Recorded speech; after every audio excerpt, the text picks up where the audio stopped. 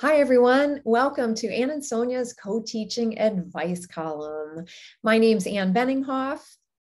Hi, I'm Sonia Kunkel. And Sonia and I receive letters from people all over the world, emails, questions, and at our trainings often get questions that we thought might be helpful to share with some of you. And maybe the ideas that we share will just be the right thing that you need to hear today. And so this is episode 3 in a series that we're doing. And I just grabbed the next letter that I have on top, the next question, Sonia. And are you ready? I'll read it out loud now. And by the way, I changed the names to protect the innocent. So this one says, Dear Sonia and Ann, I just want to teach. Every time I turn around, someone is asking me about data this and data that.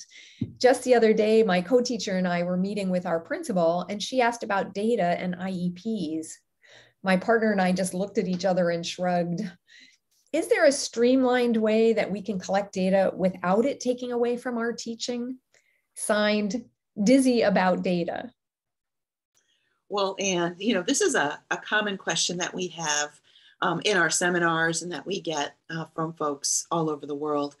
And data is an important aspect of our teaching process. So some ideas or a particular tip that I can give you is this. This is something that I used when I was a co-teacher. My co-teachers and I used to set up a clipboard, actually. This would be kind of old school way, and I'll describe an app way we can do this, but a clipboard with a copy of the classroom roster on it. And we would just have multiple copies available on this clipboard. And anytime an opportunity to collect data presented itself, one of us would grab the clipboard and we would title it at the top of the page, and we would start collecting data on students as one of us was teaching and the other one was maybe circulating around the room supporting students. And then we could hand that clipboard off, sort of like handing off the baton, and we could have a comparison as to what I see versus what my co-teacher saw. And then this way, when we sat down to co-plan, we had some information that could help influence how we needed to move forward with our planning process or skill development.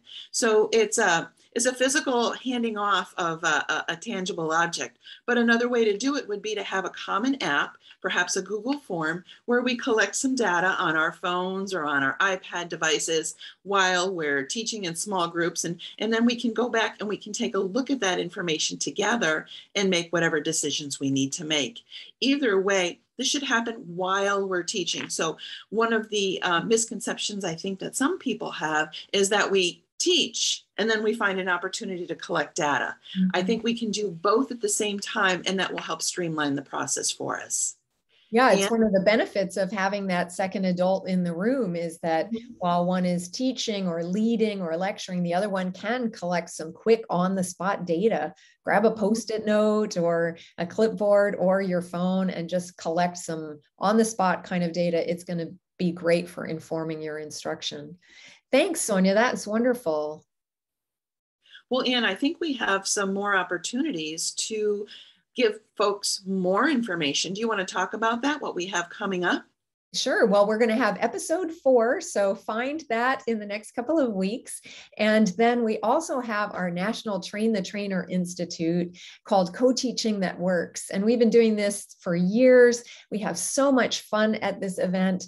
We've been doing it virtual for the last couple of years. And you might be thinking, 4 days virtual, oh my gosh, but we have people highly engaged, interacting, and telling us that it was just the best opportunity because they can attend from anywhere without having to travel. So that virtual option will be in December, the 6th through the 9th. So just in time for that second semester, to be able to kick things off with even more strategies and power.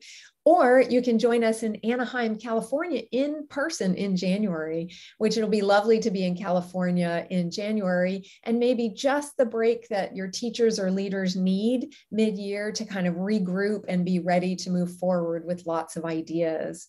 Not only are you going to get ideas, but there are resources, handbooks, videotapes, and you'll get a chance to talk with colleagues from around the country, as well as talk directly with Sonia and I and ask your questions in person. So for more information, you can go to www.ber.org. We hope to see you there. Thanks.